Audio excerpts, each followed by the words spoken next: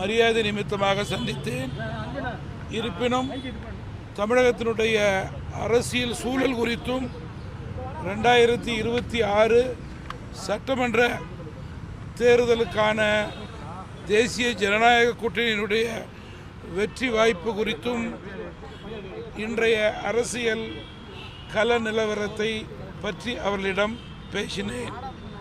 தமிழகத்திலே சட்டம் ஒழுங்கு சரியில்லை, அதனை திமுக அரசால் கட்டுப்படுத்த முடியவில்லை, மக்களை திசை திருப்புவதற்கு பல்வேறு தேவையற்ற விஷயத்தை கூறி மக்களை ஏமாற்றிக் கொண்டிருக்கிறார்கள் என்று கூறினேன்.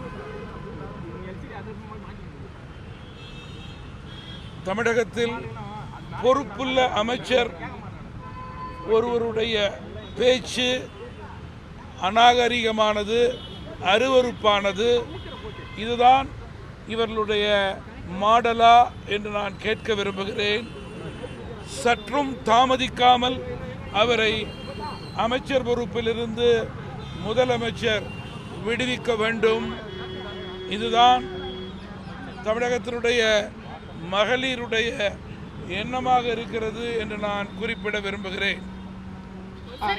கூட்டணி தொடர்பான அறிவிப்பு வெளியாகுன்ற தகவல்லாம் வந்திருந்தது. இன்னைக்கு அதுக்கேற்ற மாதிரி பேனர்லாம் வச்சிருந்தாங்க. நான்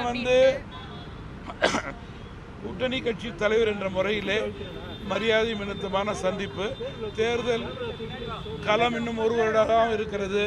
இன்றைய கள நிலவரம் குறித்து அவரிடம் பேசினேன்.